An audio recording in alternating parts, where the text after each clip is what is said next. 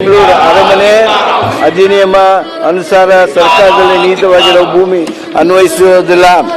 ಹಾಗೂ ಈ ಸಂದರ್ಭದಲ್ಲಿ ನಾನು ಬೆಂಗಳೂರು ಅರಮನೆ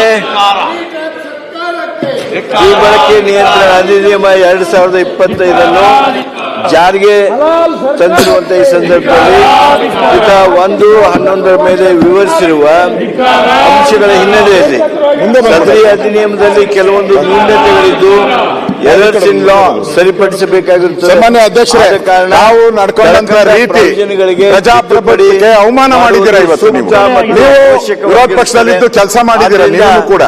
ಆದ್ರೆ ಇವತ್ತು ನಾವು ನ್ಯಾಯಕ್ಕಾಗಿ ಹೋರಾಟ ಮಾಡಿದ್ದು ನಮ್ದೇನಿದ್ರಲ್ಲಿ ಪರ್ಸನಲ್ ಇಲ್ಲ, ನಮ್ ಪಾರ್ಟಿಯವರು ಇಲ್ಲ, ಇದರಲ್ಲಿ ಇರೋರೆಲ್ಲ ಕಾಂಗ್ರೆಸ್ ಅವರೇ, ಅನಿತಿಂದವರು ಕಾಂಗ್ರೆಸ್ ಅವರು ಮಾಡಿಸ್ಕೊಂಡು ಎಲ್ಲರೂ ಕಾಂಗ್ರೆಸ್ ಅವರೇ.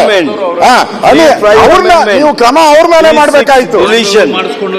ಎಲ್ಲ ಅದು ಬಿಟ್ಬಿಟ್ಟು ಇವತ್ತು ನಮ್ಮ ಮೇಲೆ ನೀವು ಗದಾಪ್ರಹಾರ ಮಾಡಿರುವಂತದ್ದು ಸರಿಯಲ್ಲ. ನಿಜ ಸರಿ, ಯಾಕೆ ಮಾಡಿದ್ರಿ? ಅವ್ರು ಮಾಡಿರೋದು ನೀವು ಯಾಕೆ ಸ್ಟೇಟ್ಮೆಂಟ್ಗೆ ಅವಕಾಶ ಕೊಟ್ರಿ? ಅವ್ರಿಗೆ ಮಂತ್ರಿಗೆ ಸ್ಟೇಟ್ಮೆಂಟ್ ಮಾಡಕ್ಕೆ ಅವಕಾಶ ಕೊಟ್ಟು ನೀವೇ ಇದೆಲ್ಲ ಮಾಡಿರೋದು.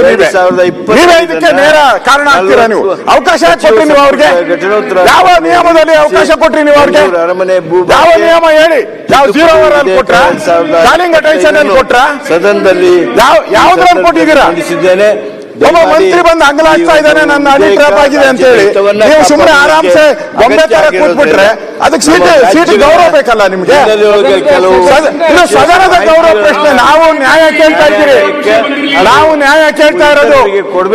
ಸಿಕ್ಕಾಕೊಂಡಿರೋರು ಕಾಂಗ್ರೆಸ್ ಅವರು, ತಿಂದಿರೋರು ಹನಿ ತಿಂದಿರೋರು ಅವರು. ಅವ್ರ ಬಗ್ಗೆ ನೀವು ಸದನದಿಂದ ಅವ್ರನ್ನ ಸಸ್ಪೆಂಡ್ ಮಾಡ್ಬೇಕಾಯ್ತು. ಇಲ್ಲ, ಈಗ ವಿಧೇಯಕ ಖಂಡವಾಗಿ ಮತ್ತೆ ಹಾಕುತ್ತೇನೆ. 2 ರಿಂದ 4 ಖಂಡಗಳು ವಿಧೇಯಕದ ಈ ತರ ಸದನ ನಡೆಸಿದ್ರೆ ನಮ್ಮ ಶಾಸಕರನ್ನಾಗಿ ಹೊರಗಡೆ ಇಟ್ಟು ಸದನ ನಡೆಸಕ್ಕೆ ಸರಿ ಇಲ್ಲ. ಭಾವಿಸುತ್ತೇನೆ. ದ್ರೋಹ ಬಗೆತಾ ಇದ್ದೀರಾ, ಪ್ರಜಾಪ್ರಭುತ್ವಕ್ಕೆ ದ್ರೋಹ ಬಗೆತಾ ಇದ್ದೀರಾ ನೀವು. 2 ರಿಂದ 4 ದ್ರೋಹ ಬಗೆತಾ ಇದ್ದೀರಾ. ಖಂಡ ಹೆಸರು ಮತ್ತು ಅವತರಣಿಕೆ ವಿಧೇಯಕದ ಭಾಗವಾಗಬೇಕೆಂಬುದು ಸಭೆ ಮುಂದಿರುವ ವಿಷಯ. ಪ್ರಸ್ತಾವ ವಿರೋಧ ಎಂದು ಸೂಚಿಸಬೇಕು. ಪ್ರಸ್ತಾವದ ವಿರೋಧವಾಗಿರುವಿಲ್ಲ ಎಂದು ಸೂಚಿಸಬೇಕು. ಪ್ರಸ್ತಾವ ಹೌದು ಪರವಾಗಿದೆ ಎಂದು ಭಾವಿಸುತ್ತೇನೆ. ಪ್ರಸ್ತಾವ ಹೌದು ಪರವಾಗಿದೆ, ಅಂಗೀಕರಿಸಲ್ಪಟ್ಟಿದೆ. 1ನೇ ಖಂಡ ಹೆಸರು ಮತ್ತು ಅವತರಣಿಕೆ ವಿಧೇಯಕದ ಅಂಗವಾಗಿದೆ. ಮಾನ್ಯ ಮುಖ್ಯಮಂತ್ರಿಯವರು ಅಂಗೀಕಾರ ಮಂಡಿಸುವುದು ವಿಧೇಯಕವನ್ನು ಅಂಗೀಕರಿಸಬೇಕೆಂದು ತಮ್ಮಲ್ಲಿ ಕೋರುತ್ತೇನೆ. ಪ್ರಸ್ತಾವವನ್ನು ಮಂಡಿಸಲಾಗಿದೆ, ಅದನ್ನೀಗ ಸಭೆ ಮತಕ್ಕೆ ಹಾಕುತ್ತೇನೆ. 2020 ಸಾಲಿನ ಬೆಂಗಳೂರು ಅರಮನೆ ಭೂ ಬಳಕೆ ಮತ್ತು ನಿಯಂತ್ರಣ ತಿದ್ದುಪಡಿ ವಿಧೇಯಕವನ್ನು ಈ ಸಭೆ ಅಂಗೀಕರಿಸಬೇಕು. ಪ್ರಸ್ತಾವದ ಪರವಾಗಿರುವ ಹೌದು ಎಂದು ಸೂಚಿಸಬೇಕು. ಪ್ರಸ್ತಾವದ ವಿರೋಧವಾಗಿರುವ ಇಲ್ಲ ಎಂದು ಸೂಚಿಸಬೇಕು. ಪ್ರಸ್ತಾವ ಹೌದು ಪರವಾಗಿದೆ ಎಂದು ಭಾವಿಸುತ್ತೇನೆ. ಪ್ರಸ್ತಾವ ಹೌದು ಪರವಾಗಿದೆ. ಪ್ರಸ್ತಾವ ಅಂಗೀಕರಿಸಲ್ಪಟ್ಟಿದೆ ಮತ್ತು ವಿಧೇಯಕ ಅನುಮೋದನೆ ದೊರಕಿದೆ. ಇದೊಂದು ವಿಶೇಷ ಪ್ರಕಟಣೆ.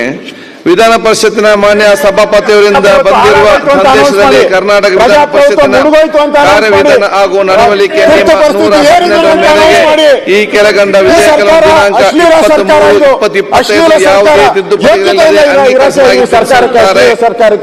1. ಕರ್ನಾಟಕ ವೃತ್ತಿಗಳ, ಕಸಬುಗಳ, ಅಧಿವಿಕೆಗಳ ಮತ್ತು ಉದ್ಯೋಗಗಳ ಮೇಲೆ ತಿದ್ದುಪಡಿ ವಿಧೇಯಕ 25. ಕರ್ನಾಟಕ ಲೋಕಸೇವಾ ಆಯೋಗ ವ್ಯವಹಾರ ನಿರ್ವಹಣೆ ಮತ್ತು ಹೆಚ್ಚುವರಿ ಕಾರ್ಯಗಳು ತಿದ್ದುಪಡಿ ವಿಧೇಯಕ 2025. ಕರ್ನಾಟಕ ಭೂ ಕಂದಾಯ ತಿದ್ದುಪಡಿ ವಿಧೇಯಕ 2024. ಕರ್ನಾಟಕ ಸ್ಟ್ಯಾಂಪ್ ತಿದ್ದುಪಡಿ ವಿಧೇಯಕ 2025.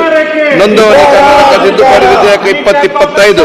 ಕರ್ನಾಟಕ ಗ್ರಾಮ ಹುದ್ದೆಗಳ ರದ್ದತಿ ತಿದ್ದುಪಡಿ ವಿಧೇಯಕ 2025. ಕರ್ನಾಟಕ ಭೂ ಬಳಕೆ ನಿಷೇಧ ತಿದ್ದುಪಡಿ 2025. ಬೃಹತ್ ಬೆಂಗಳೂರು ಮಹಾನಗರ ಪಾಲಿಕೆ ವಿಧೇಯಕ 2025. ಕೃಷಿ ವಿಜ್ಞಾನಗಳ ವಿಶ್ವವಿದ್ಯಾಲಯ ತಿದ್ದುಪಡಿ ವಿಧೇಯಕ 2025. ಕರ್ನಾಟಕ ಗ್ರಾಮ ಸ್ವರಾಜ್ ಪಂಥ ತಿದ್ದುಪಡಿ ವಿಧೇಯಕ 2025.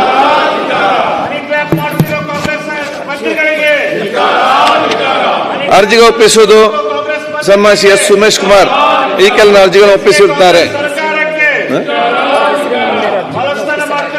ಎಸ್ ಸುರೇಶ್ ಕುಮಾರ್ ಮಾನ್ಯ ಸದಸ್ಯರ ಮುಂದೆ ಇರುವಂತಹ ಅರ್ಜಿಗಳನ್ನು ಒಪ್ಪಿಸಿದ್ದೇನೆ.